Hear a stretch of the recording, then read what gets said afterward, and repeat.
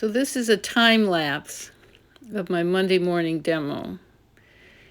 Here I'm doing a initial sketch with Carbothello pastel pencil and light blue, and I'm going to try to get big, bold color notes, and I'm going to try not to repeat a color. So those hills are a cool lavender. I probably had permanent magenta and some ultramarine blue. And then those back hills are a little bit lighter, bluer. I'm not putting a lot of detail in those back hills because I can come back later on and put a few trees back there and a few variations. So I'm going from one color note to the next. There, I put in a few trees there. Now I'm moving to the foreground. So I'm trying not to repeat a color, and I'm also thinking about aerial perspective, which is the space between the foreground and the background. And see how those big orange shapes, now they are coming in front of the trees in the distance. And I'm thinking about them. They're backlit, so there's a shadow and a light plane. And that orange is kind of the light plane, and then at some point I'm going to come in and put some warm on top of those reeds. Now this foreground, there's more yellow. It's like a cat orange. And then I have some green I'm putting in the foreground. And those are all yellower, warmer, lighter, so they all come forward. So I'm really looking at big shapes. And at this point, I'm also redesigning. I'm not a slave to what's in front of me, so I can redesign these reeds. So now I'm putting in the warmth in the sky. There's clouds, and then there's some blue sky up towards the zenith of the sky. So I'm going to at some point put the local color blue on those. It's going to be the same. I'm not going to change any of the values. And you'll see how I do that.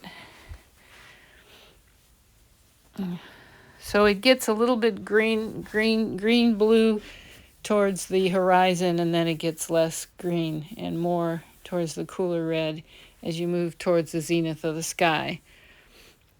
So that lull, I probably cleaned my palette, cleaned my brushes, especially when I'm working on the sky. I want to make sure that my brush is really clean. I've wiped it with a paper towel. That's what my mineral spirits are there for.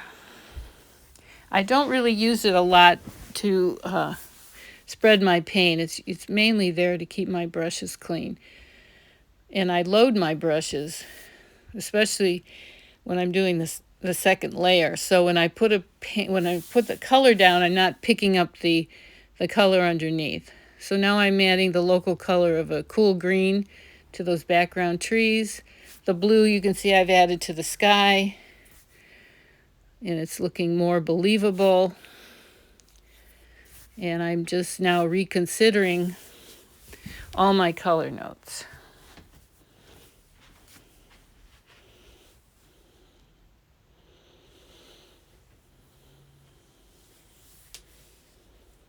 Okay, so I'm gonna start working on some of the foreground colors.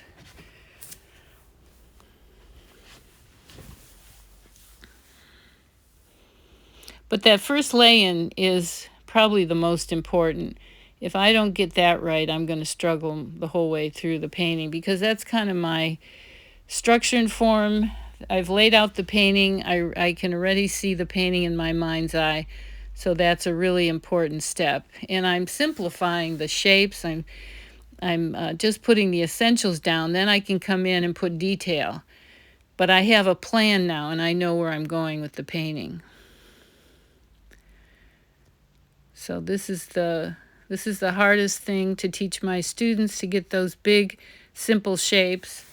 You don't need the detail in the first lay-in. I can get into that later, and I will get into other brushes too to give you variety of brush work. Because up to now I've used the same brush. So I think I'm going to be I'm just getting rid of the white spaces, bringing the colors together.